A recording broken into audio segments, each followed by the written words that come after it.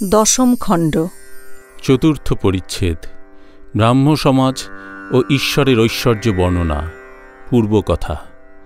শ্রীরামকৃষ্ণ কথা কহিতে কহিতে প্রকৃতিস্থ হইয়া আছেন।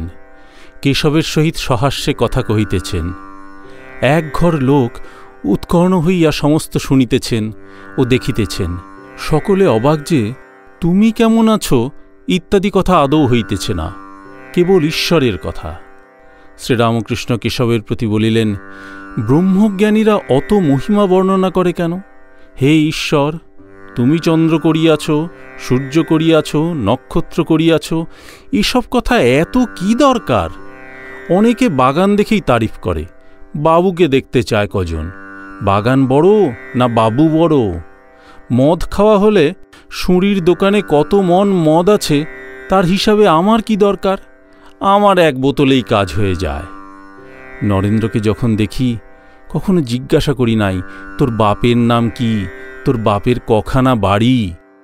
কি জানো, মানুষ নিজে ঐশ্বর্যের আদর করে বলে ভাবে ঈশ্বরও ঐশ্বর্যের আদর করেন, ভাবে তাঁর ঐশ্বর্যের প্রশংসা করলে তিনি খুশি হবেন। শম্ভু বলেছিল, আর এখন এই আশীর্বাদ করো যাতে এই ঐশ্বর্য তাঁর পাদপদ্মে দিয়ে মরতে পারি। আমি বললুম, এ তোমার পক্ষেই ঐশ্বর্য, তাকে তুমি কি দেবে? তার পক্ষে এগুলো কাঠ, মাটি। যখন বিষ্ণুঘরের গয়না সব চুরি গেল, তখন সেজবাবু আর আমি ঠাকুরকে দেখতে গেলাম। সেজবাবু বললে, দূর ঠাকুর, তোমার কোনো যোগ্যতা নাই, তোমার গা থেকে সব গয়না নিয়ে গেল আর তুমি কিছু করতে পারলে না। আমি তাকে বললাম, এ তোমার কি কথা? তুমি যার গয়না গয়না করছো তার পক্ষে ওগুলো মাটির ঢেলা। লক্ষ্মী যার শক্তি, তিনি তোমার গুটিকতক টাকা চুরি গেল কিনা এ নিয়ে কি হাঁ করে আছেন? এরকম কথা বলতে নাই। ঈশ্বর কি ঐশ্বর্যের বশ?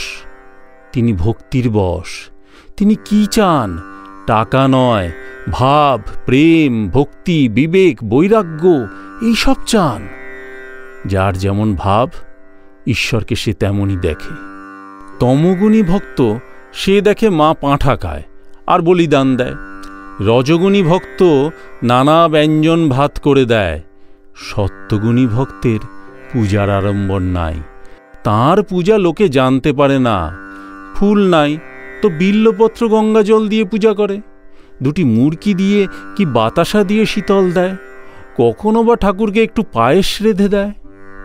আর আছে ত্রিগুণাতীত ভক্ত, তার বালকের স্বভাব, ঈশ্বরের নাম করাই তার পূজা, শুদ্ধ তাঁর নাম।